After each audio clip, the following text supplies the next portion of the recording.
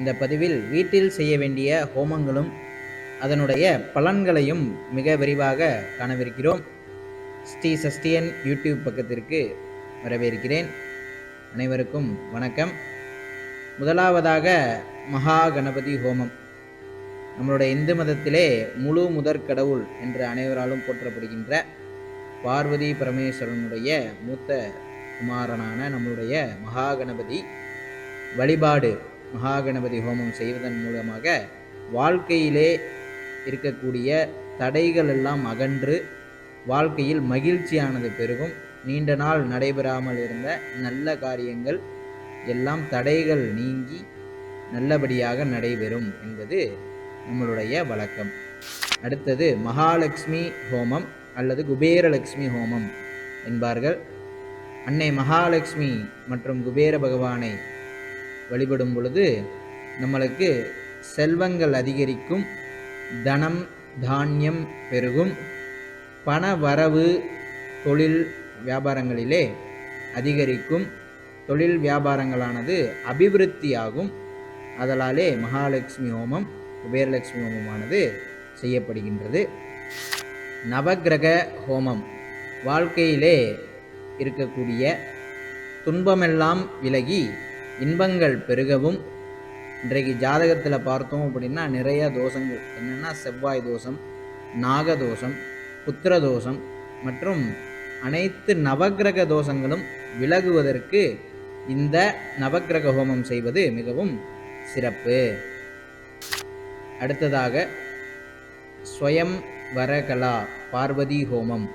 நம்மளுடைய ஈசனுடைய மனைவியான பார்வதி தேவியை நினைத்து திருமணமாகாத அன்பர்களெல்லாம் இந்த ஹோமங்கள் செய்வதன் மூலம் திருமணமானது மிகவும் கூடிய விரைவிலே கைகூடும் என்பதும், நல்ல வரன்கள் கிடைக்கும் என்பதும், களத்திர தோஷம் என்று சொல்லக்கூடிய திருமண தோஷங்கள் எல்லாம் நீங்கி திருமண அமைப்பு உண்டாகும்.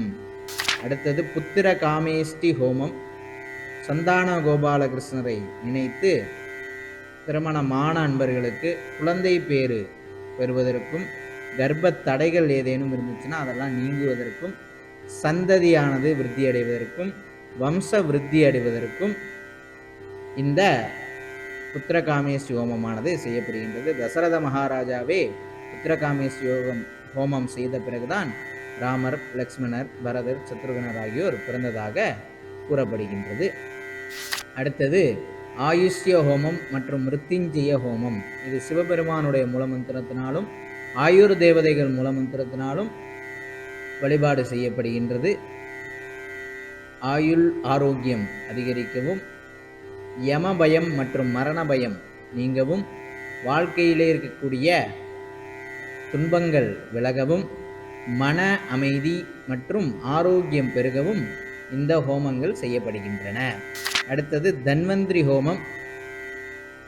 மகாவிஷ்ணுவின் அவதாரமான தன்வந்திரி ஆரோக்கியராஜரை வழிபாடு செய்வதன் மூலம் ஆரோக்கியமானது மேம்படும்.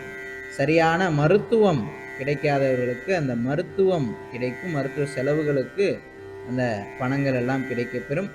அறுவை சிகிச்சை செய்ய இருப்பவர்கள் நல்லபடியாக அந்த அறுவை சிகிச்சை நடைபெற வேண்டும் என்று இந்த ஹோமங்கள் செய்வார்கள். ஆயுள் அபிவிருத்தி அதிகரிக்க இந்த தன்வந்திரி ஹோமம் செய்யப்படுகின்றது. சுதர்சன ஹோமம்.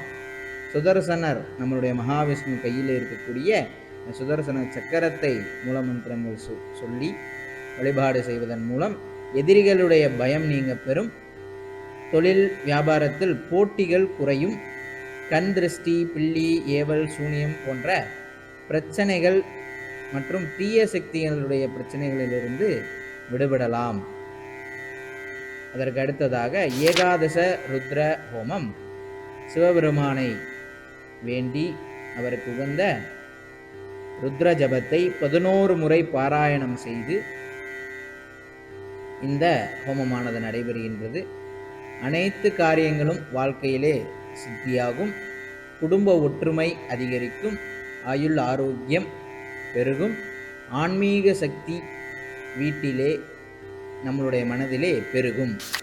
அதற்கடுத்தது வாஸ்து ஹோமம். வாஸ்து தோஷங்கள் தடைகள் நீங்கி செல்வம் அதிகரிக்கும்.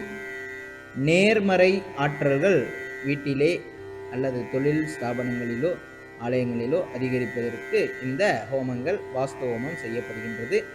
வாஸ்து புருஷனின் அருள் பெருகவும் வாஸ்து ஹோமமானது மிகவும் ஸ்ரத்தையுடன் செய்ய வேண்டும். இந்த பூஜைகள் அனைத்துமே நாம் நம்மளுடைய வீட்டில் செய்ய வேண்டும். நீங்கள் எத்தனை பேர் இந்த பூஜைகள் எல்லாம் தங்களுடைய வீட்டிலே செய்திருக்கிறீர்கள் என்று கமெண்டில் தெரிவிக்கவும்.